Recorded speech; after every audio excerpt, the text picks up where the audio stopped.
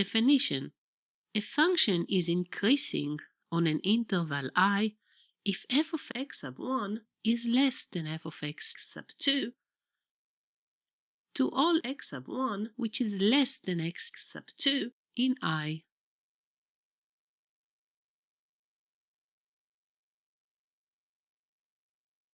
In other words, as the values of the x's are increasing, the values of the y's, the fx, are also increasing.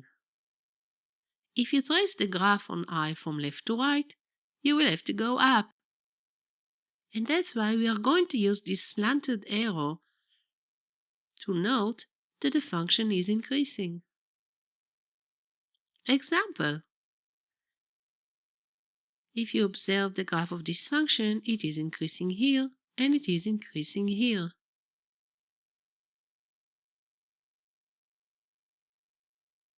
We can conclude that the function is increasing on the intervals negative infinity a and b infinity.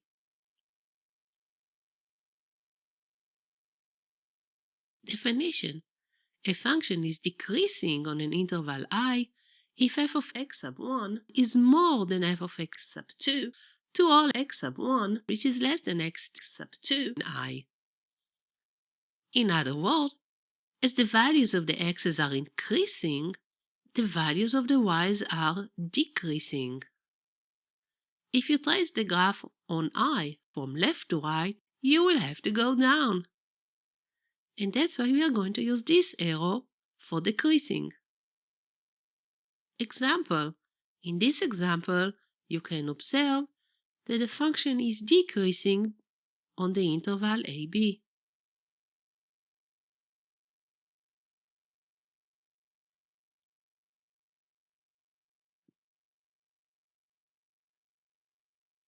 This can be summarized on the real line. If this is the example that we did before, we can actually have a straight line that represents the real lines, and then we have to label A and B because there is a change in increasing, decreasing, or decreasing, increasing, where x equals A and where x equals B.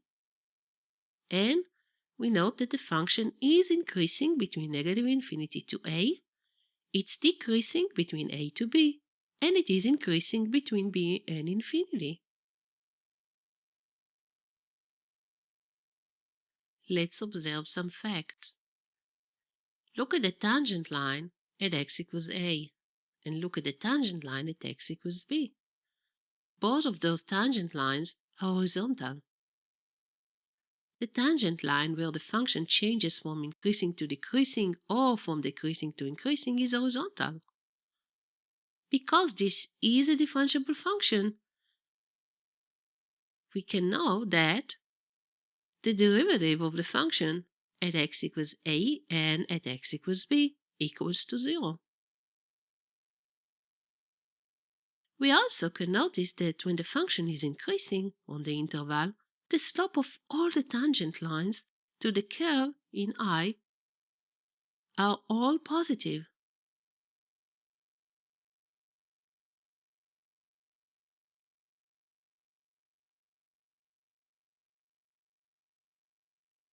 It means that the first derivative is greater than 0. We also notice that when the function is decreasing on an interval I, then the slopes of all the tangent lines to the curve in I are negative.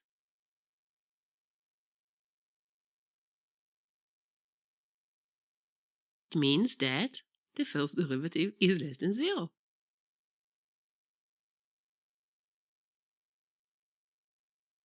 Let's put everything together again on the real line. From here, we can conclude that the first derivative is 0 here and it's 0 here. From here, we know that on this interval, the first derivative has to be negative. And from here, we know that the first derivative is positive here and here. This is wonderful because it is suggesting actually that if I analyze the first derivative on the real line, maybe I can conclude on the shape of the graph when it comes to increasing, decreasing.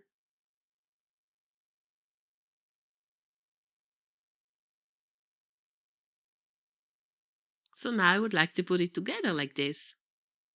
When the derivative is positive, the graph of the function is increasing. When it's negative, it is decreasing.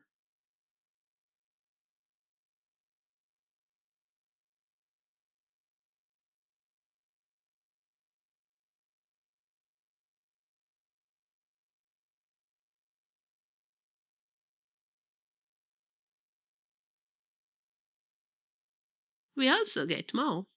This has to be the local maximum because the function went up and then it goes down. And here we must have a local minimum because the function went down and now it's going up. So actually we can even have this one, that there is a local maximum at x equals a and there is a local minimum at x equals b. But this also suggests another thing, that when we have local max and local min, the first derivative is 0.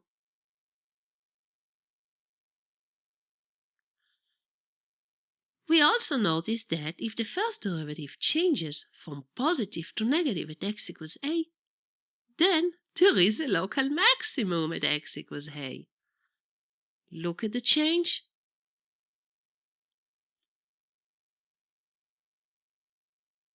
Let's now observe what happens at x equals b.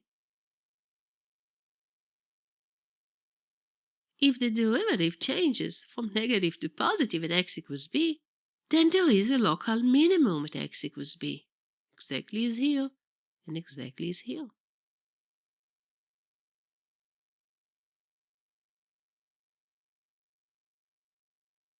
Let's do a summary of our observations, and please note that in our case the function f(x) was the differentiable function. When the function is increasing, the first derivative was positive. When the function is decreasing, it was negative. When the function has a local maximum or a local minimum, the first derivative was 0. We also notice that if the first derivative changes from negative to positive at x equals c, then f of c is a local minimum. And we also notice that if the first derivative changes from positive to negative at x equals c, then f of c is a local maximum. If you look at the last two observations, they are totally relating on the first derivative, which means that if this will be a theorem, then it will be really useful to sketch graph and to find local maximum and minimum. But now look at the first two observations. When the function is increasing or decreasing, I know what happened to its derivative. But if I don't have the graph of the function, this is not going to help me. What is going to help me is only the reverse observation. For example, let's look at the reverse of this observation. The reverse is, if the first derivative is positive, then f(x) is increasing. If the first two observations are also true in the reverse way, we can actually evaluate the first derivative, find when it is plus or minus, and get an idea of the shape of the graph and when the graph is increasing and decreasing. We are very lucky. The reversed observations of those two are true.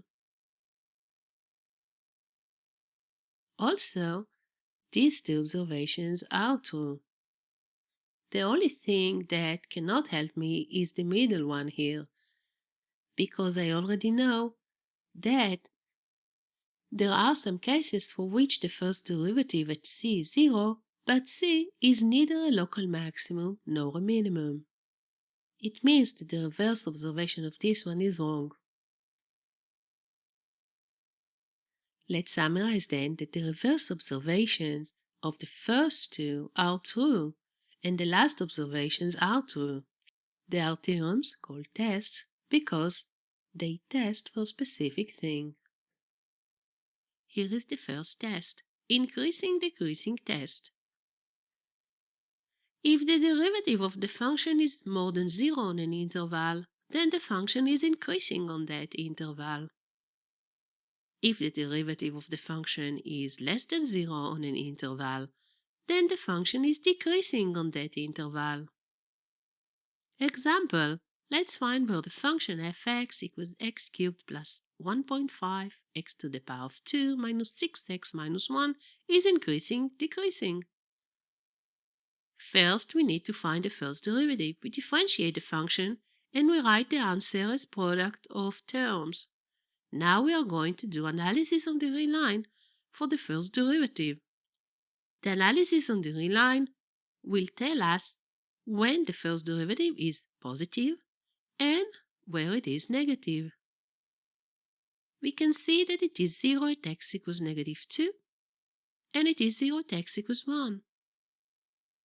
We now have 3 sub-intervals to check. We are going to use sample points as we do in algebra.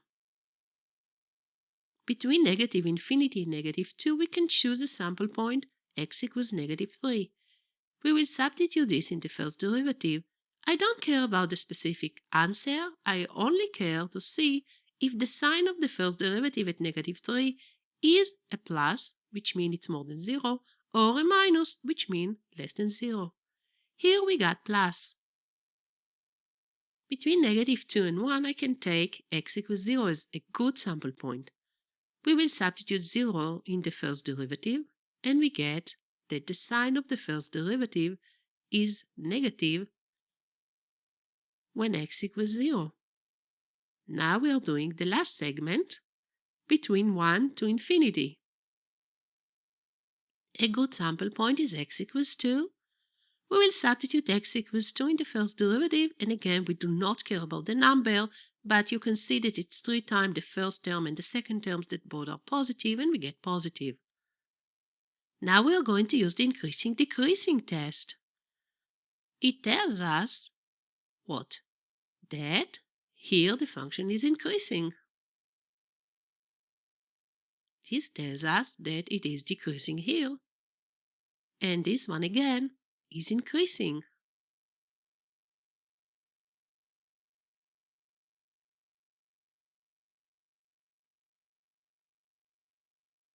We can summarize that f is increasing on the interval negative infinity, negative 2, and the interval 1 infinity, and decreasing on the interval negative 2, 1.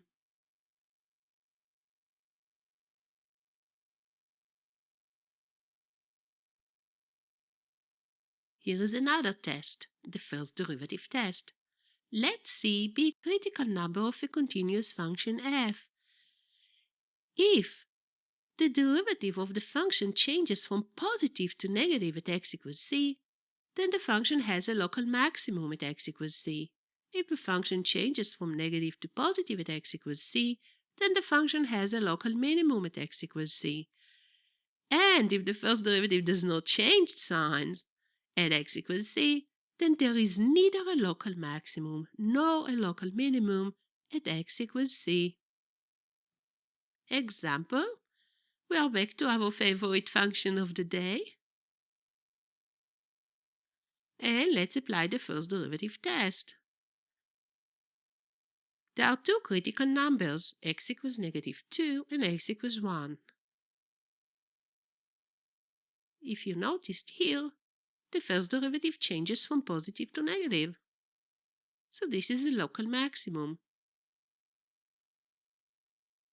This is exactly the situation at x equals 1. So this is the local minimum.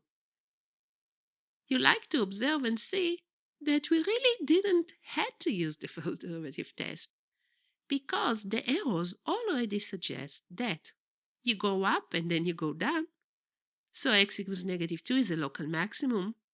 And then at x equals 1, you go down, then you go up. So it has to be a local minimum. You can just look at that and observe that without actually directly using the test. So we can conclude that there is a local maximum at x equals negative 2 and a local minimum at x equals 1.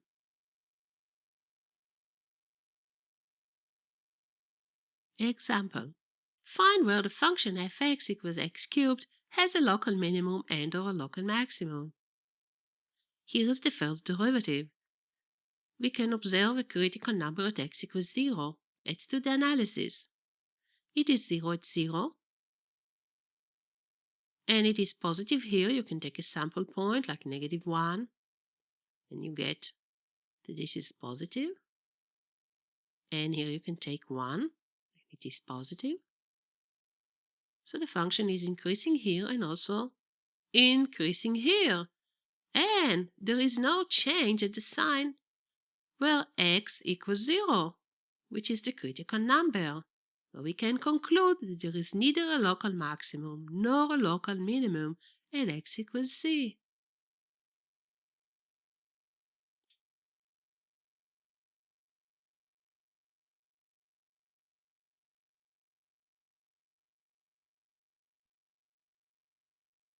Be careful. The derivative of a function f(x) equals x cubed is 0 at x equals 0, but the function f has neither a local maximum nor a local minimum at x equals 0. We can conclude that if the first derivative equals to 0 when x equals c, the function f may or may not have a local extreme at x equals c.